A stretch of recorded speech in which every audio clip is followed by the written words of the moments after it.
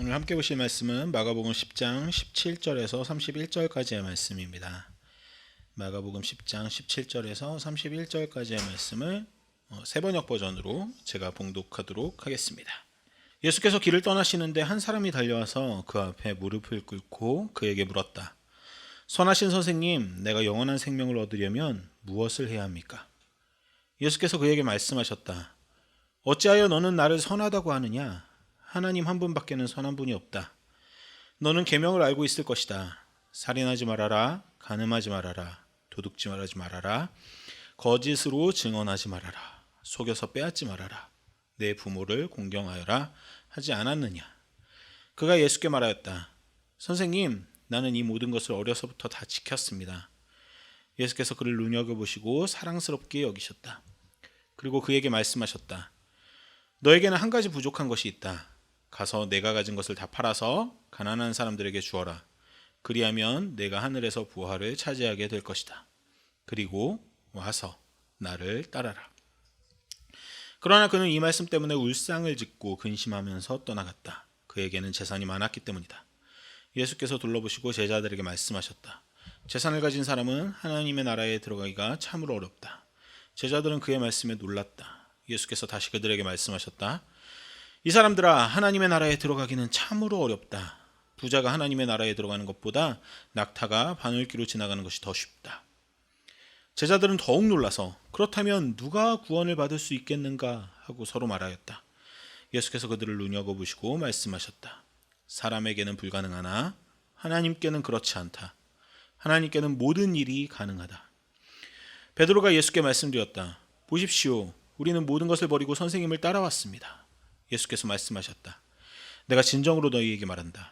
나를 위하여 또 복음을 위하여 집이나 형제나 자매나 어머니나 아버지나 자녀나 논밭을 버린 사람은 지금 이 세상에서는 박해도 받겠지만 집과 형제와 자매와 어머니와 자녀와 논밭을 100배나 받을 것이고 오는 세상에서는 영원한 생명을 받을 것이다. 그러나 첫째가 꼴찌가 되고 꼴찌가 첫째가 되는 사람이 많을 것이다. 아멘. 네, 오늘도 예배 오신 여러분들 환영합니다. 예배 드리기 전에 오늘은 교육부랑 같이 예배를 드리기 때문에 이쪽 반경에 계신 분들이 조금 방해를 받으실 수도 있겠다 싶었는데 이쪽에 많이 앉으셨네요. 좋습니다. 네, 한번 이렇게 해보는 거죠. 네, 설교 시작하겠습니다. 지난 얼마간의 시간 동안 우리 사회의 화두 중에 하나, 많은 기사와 뉴스로 여러분들이 소식을 접하셨을 내용 중에 하나는 새만금에서 열린 잼버리였습니다. 잼버리는 150개가 넘는 나라에서 4만 명이 넘는 스카우트 대원들이 모이는 대규모 국제 행사입니다. 기사를 통해서 이미 잘 알고 계시겠지만 우리나라가 주최한 이 행사는 부실한 준비로 그리고 진행으로 많은 비판을 받았습니다. 그리고 결국 태풍을 이유로 스카우트 대원들은 여기저기 흩어지게 되었습니다. 태풍 때문에 흩어지기 이전에 퇴영한 인원들을 제외하고라도 3만 명이 넘는 인원들이 수용될 곳이 필요했습니다. 그래서 여러 기관과 대학들이 자신들의 숙소와 기숙사를 머물 자리로 내어주었습니다. 심지어는 대형 교회들이 자신들의 강당과 숙소를 잼버리 대원들에게 기꺼이 제공하는 일도 있었습니다. 그 장소를 제공하는 교회들의 이름들을 보니까 제가 별로 좋아하는 교회들은 아니었지만 참 잘한 일이라고 생각이 되어졌습니다. 머물 곳을 잃어버린 잼버리 대원들이 잠시이지만 일시적이지만 나그네 신세가 되었다는 것을 생각한다면 훌륭한 결정이라고 할 수 있겠습니다. 성경에서는 계속해서 고아와 과부와 나그네를 돌볼 것을 우리에게 명령하고 있기 때문입니다. 적게는 몇백 명에서 1000명이 넘는 인원까지 나누어지는 과정에서 말도 안 되는 상황들도 참 많았습니다. 그럼에도 그동안 고생한 학생들이 잘 머무르다가 돌아갔으면 하는 마음으로 그 상황을 지켜보았습니다. 그러던 중 여러 가지 해프닝이 있었는데 그중 하나는 예멘의 대원들을 위한 숙소와 출장 뷔페를 준비했다가 그들이 나중에 입국조차 하지 않았다는 사실을 깨닫게 되는 일이었습니다. 온갖 황당한 사건들이 많이 터져 나온 뒤라서 그렇게 대단한 사건이라고 여겨지진 않았지만 저는 그 기사에서 이 예멘이라는 단어를 발견하고 더 많은 생각을 하게 되었습니다. 예멘은 중동에 있는 나라이고 아직도 내전 중인 국가입니다. 2014년도에 내전이 시작했기 때문에 지금 거의 10년 가까이 끌고 오고 있는 내전입니다. 그 과정에서 수많은 난민들이 발생하기도 했고 처음에는 가까운 나라로 몸을 피하던 난민들은 가까운 나라들의 수용 능력이 한계에 달하자 먼 곳 또 우리나라에까지 오기도 했습니다. 이로 인해서 큰 사회적 이슈가 벌어졌던 시기가 바로 2018년 5년 전 일입니다.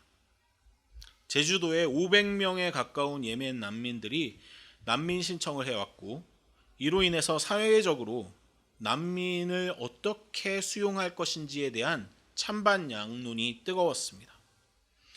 당시 여당과 야당을 가리지 않고 난민의 입국 심사를 더 강화하는 법안을 발의하기도 하고 혹은 난민 자체를 우리가 수용해야 한다는 난민법 자체를 폐지하자는 법안이 발의되기도 했습니다.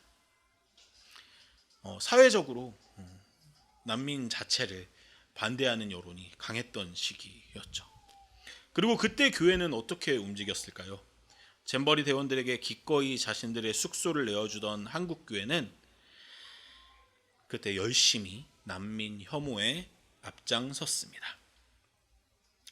예멘 난민들 대부분이 이슬람 신자라는 것을 문제 삼아서 난민들이 우리나라에 들어오는 것을 설교로, 칼럼으로 여러 가지 인터뷰를 통해서 반대하기도 했습니다. 또 그 과정에서 그 난민들을 반대하는 것에 대해서 어떤 정당성을 확보하기 위해서 여러 가지 가짜 뉴스들을 생산해서 이슬람 신자들이나 예멘의 난민들을 더 받아들일 수 없게 만드는 정서적인 그런 작업들을 하기도 했습니다. 그래서인지 아니면 그거랑 상관없이였는지는 모르겠지만 사실 그때 한국교회뿐만 아니라 여론조사 결과에서도 난민을 수용하는 것을 반대하는 여론이 찬성하는 여론이 2배 가까운 결과가 나올 정도로 난민들을 반대하는 분위기가 팽배했습니다. 몇 년 전 그런 모습을 보이던 우리나라가 입국하지도 않은 예멘의 잼버리 대원들을 위해서 숙소와 출장 뷔페를 준비했다라는 사실은 적어도 제게는 그저 웃고 넘어갈 수 있는 이야기처럼 들리지 않았습니다. 왜 이런 차이가 발생하게 된 것일까요? 어떤 나그네에게는 기꺼이 자신들의 숙소를 그 며칠이라는 짧은 시간 내에 준비해 주는 사람들이 어떤 나그네에게는 철저히 전 국가적으로 그들을 반대하면서 밀어냈던 걸까요? 저는 그 차이가 바로 보답받을 가능성에 있다라고 생각을 합니다. 잼버리 대원들에게는 있고 5년 전 예멘 난민들에게는 없었던 것, 그것은 바로 보답받을 가능성입니다. 우리의 호의와 환대에 보답할 가능성이 있는 사람들에게, 그런 존재들에게 사람들은 참 많이 너그러워집니다. 은근히 내가 베푼 환대보다 호의보다 더 많은 것들을 돌려받을 것을 기대하기도 합니다. 그런 기대 때문에 어쩌면 그냥 해도 되는 환대보다도 더 오버해서 더 풍성한 환대를 베풀기도 하고요. 어떤 의미에서 그런 환대는 투자의 개념과 참 많이 닮아 있는 것 같습니다. 그 사람이 돌려줄 보답에 베팅하는 거죠. 반대로 내가 베푼 환대에 보답할 가능성이 없는 존재들에게 사람들은 아주 쉽게 잔인해지곤 합니다. 그들에게 베푸는 호의는, 환대는 쓸모없는 지출, 쓸모없는 비용이라고 생각하기 때문이죠. 철학자 자크 데리다는 우리가 보다 인간답게 살기 위해서 환대하면서 호의를 베풀면서 살 것을 제안합니다. 특히나 이민자, 이방인, 자국에서 버림받은 난민들에게 그렇게 해야 한다고 데리다는 이야기합니다. 그리고 그런 환대는 보답을 바라서는 안 된다고 이야기합니다. 그의 책 환대에 대하여라는 책에서 한 구절을 읽어드리겠습니다. 무조건적인 환대는 당신이 타자, 새로운 사람, 손님에게 무엇인가 답례해 줄 것을 요구하지 않는 것을 의미한다. 참 멋있는 말이지만 어떤 의미에서는 불가능해 보이기까지 하는 제안입니다. 우리가 정말로 누군가에게 환대를 베풀 때 그 사람들에게 보답을 바라지 않고 한다라는 것, 정말 개념적으로는 이상적이지만 우리가 현실 세계에서 우리가 하는 일들을 바라보면은 이게 가능한 일인지 생각하게 됩니다. 마치 오늘 본문에서 예수님께서 부자 청년에게 하시는 제안처럼 말입니다. 영생을 얻길 바라는 부자 청년에게 예수님께서는 가진 것을 모두 팔아서 가난한 사람들에게 나눠주라고 말씀하십니다. 하지만 그 명령은 부자 청년에게 불가능한 명령이었고 청년은 근심하면서 떠나갑니다. 이 청년에게 영원한 생명에 대한 구원에 대한 열정은 충만했습니다. 오늘 본문 17절을 보면 그는 예수님께 달려와서 그냥 온 것도 아니고 정말 그 열정을 가지고 충만한 마음을 가지고 달려와서 그리고 심지어 무릎을 꿇고 예수님을 존중하는 태도로 질문합니다. 지금까지 예수님께 뭔가를 질문하는 사람 중에 이렇게 겸손한 태도로 대답을 구하던 사람이 없었습니다. 그래서인지 예수님께서도 그를 사랑스럽게 바라보시고 대답하십니다. 정말로 그 청년이 영생을 얻기를 바라는 마음으로 답을 알려주십니다. 하지만 대답을 들은 청년은 그것이 자기가 할 수 없는 일이라는 것을 깨닫고 울상을 짓고 근심하며 예수님을 따르는 것을 포기합니다. 무언가 가르침을 얻을 수 있는 그렇게 보이는 것처럼 느껴졌던 예수님에게는 얼마든지 달려와서 무릎을 꿇을 수 있었던 청년은 자기가 환대를 베풀어봤자 보답을 얻을 수 없는 가난한 사람들에게 베풀라는 명령은 따르지 못합니다. 그는 너무나도 우리처럼 일반적인 사람처럼 행동하고 있습니다. 우리도 마찬가지죠. 우리가 투자할 만한 가치가 있다라고 느껴지는 사람에게는 얼마든지 에너지를 쏟지만 손해볼 것이 명백한 관계에서 행동하는 것은 늘 주저하게 됩니다. 그렇게 돌아가는 청년을 보시고 예수님은 선언하십니다. 부자가 하나님의 나라에 들어가는 것은 낙타가 바늘구멍에 들어가는 것보다 어렵다고 말씀하십니다. 우리 중에 많은 사람들이 그렇듯이 이번 온라인 성경 공부 때도 많이 고백을 해주셨지만 사람들은 부자도 되고 싶고 동시에 부자인 상태에서 하나님의 나라도 들어가고 싶습니다. 근데 예수님이 그게 그만큼 어렵다고 말씀을 하시죠. 그래서 이 본문에는 여러 가지 해석들이 생겨나기도 했습니다. 온라인 성경 공부 때 정확히 얘기하면 온라인 성경 공부 1부가 끝나고 한 분만 남으셨는데 그 한 분이 저에게 또 따로 질문을 해주셨는데 대답해 드린 바 있습니다. 예를 들어서 이런 해석이 있어요. 아람어나 헬라어에서는 낙타라는 단어와 밧줄이라는 단어가 되게 비슷합니다. 그러니까 이 본문은 원래 낙타가 바늘구멍으로 들어간다라는 말씀을 하시려는 게 아니라 밧줄이 바늘구멍으로 들어간다라는 말씀을 하시고 싶었는데 그게 아람어든 헬라어든 어떤 단계에서든 그게 오역되어서 혹은 오기되어서 이것이 전승되어짐으로 사람들이 낙타가 바늘구멍에 들어간다라고 이렇게 읽고 있다라는 해석이 있습니다. 물론 밧줄도 바늘구멍을 통과하는 것은 어렵겠지만 그래도 낙타보다는 좀 쉬울 거 아니에요? 아주 얇은 밧줄을 만들어가지고 아주 두꺼운 바늘구멍을 만들면 그래도 어느 정도 가능하지 않을까, 이런 생각도 해볼 수 있을 수준인 거죠. 또 이런 해석도 있습니다. 여기에서 바늘귀가 정말로 바늘의 구멍을 이야기하는 것이 아니라 성문 옆에 있는 작은 쪽문을 이야기하는 해석이죠. 그런 쪽문은 사람 한두 명 정도가 들어갈 수 있는 크기였기 때문에 당연히 낙타가 통과하기에는 어렵다는 이야기라는 해석입니다. 역시 이 해석도 아주 작은 낙타라면, 어린 낙타라면 그 쪽문을 통과할 수 있겠다는 가능성이 생기기 때문에 사람들이 그 해석들을 만들어내고 좋아했던 것 같습니다. 하지만 결론을 말씀드리면 두 해석 모두 틀렸습니다. 첫 번째 해석은 근거가 아예 없고, 두 번째 해석도 근거 없는 상태로 중세 시대에 갑자기 등장한 어떤 하나의 해석입니다. 하지만 부자도 되고 싶고 하나님의 나라에도 들어가고 싶었던 사람들은 그 해석이 가지고 있는 그 일말의 가능성을 너무나도 좋아해서 그 해석들이 지금 현대에까지 계속해서 내려오는 거죠. 두 가지 해석이 우리에게 가르쳐주는 사실은 사람들이 얼마나 부자가 되면서 동시에 하나님의 나라에도 들어가고 싶어 하는지 그 욕망을 보여줄 뿐입니다. 예수님은 오늘 확실히 말씀하십니다. 부자가 하나님 나라에 들어가는 것은 낙타가 바늘길을 통과하는 것보다 어렵다고 말씀하십니다.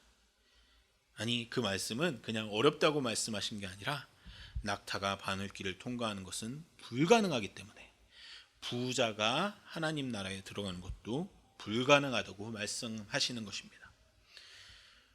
혹시 지금 이야기를 듣고 있는 여러분 중에 본인이 부자가 아니라고 안심하고 계시는 분이 계실 것도 같은데, 안심하시기는 이르십니다. 사실 이 부자라는 단어는 부유함을 신뢰하는 자로 해석하는 것이 보다 더 자연스럽습니다. 우리는 비록 지금 부자는 아닐지 몰라도 부유함을 신뢰하는 영역에서 얼마나 벗어나 있을지 모르겠습니다. 예수님은 오늘 말씀하십니다.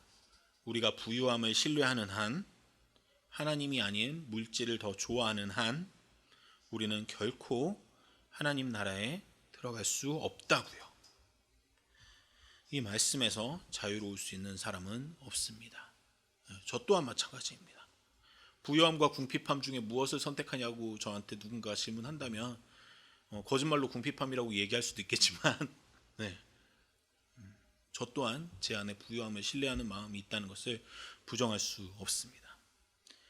심지어 오늘 본문에서 모든 것을 버리고 예수님을 따르고 있다고 주장하는 제자들조차도 부유해지고자 하는 욕망을 버리지 않고 있습니다.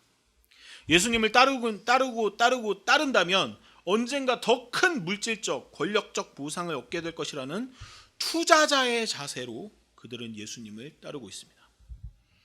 그렇기에 그들이 어느 순간 아무것도 얻을 수 있는 것이 없다는 것을 깨닫게 되는 순간, 바로 십자가의 그 순간에 제자들은 모두 예수님을 떠나버립니다. 사실 오늘 예수님의 명령뿐만 아니라 성경에 나와 있는 수많은 명령들이 우리가 달성하기에는 불가능한 미션들입니다. 의로 인하여 핍박을 받을 때 기뻐하고 즐거워하고 계십니까?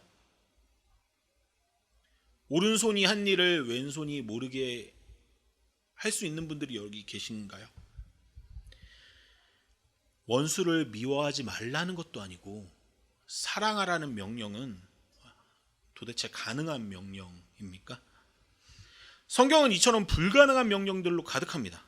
그렇다면 우리는 그 불가능한 명령들을 어떻게 받아들여야 할까요? 오늘 하나님을 부유함보다 더 신뢰하지 않으면 하나님 나라에 들어갈 수 없다는 그 명령처럼 그 불가능한 명령들을 우리에게 어떻게 받아들이고 수행해야 할까요? 저는 그 힌트를 방금 이야기한 데리다의 책에서 발견합니다. 데리다는 아까 읽어드린 환대는 답례를 바라지 않는 것이라고 이야기한 뒤에 동시에 그것은 불가능하다고 이야기해 버립니다. 우리에게 정말로 환대는 보답을 바라지 말아야 합니다 라고 제안한 후에 사실 그것은 불가능하지 않다라고 얘기하는 데리다가의 말이 뭔가 모순처럼 들립니다. 하지만 그 불가능하다는 것, 그것을 인정하는 데에서 가능성이 시작된다고 이야기합니다. 가능한지 불가능한지만을 따지는 사람들에게 불가능하다는 미션이라는 결론이 주어진다면 거기에서 그 사람의 행동은 끝이 납니다. 불가능하기 때문에 거기에 더 이상 에너지를 들일 필요가 없는 것이죠. 그저 그 미션을 내려놓고 그 자리를 떠나면 됩니다. 오늘 본문에서 등장한 부자 청년처럼 말이죠. 하지만 불가능하다는 것을 인정하는 사람들에게, 먼저 인정하는 사람들에게 새로운 가능성이 생깁니다.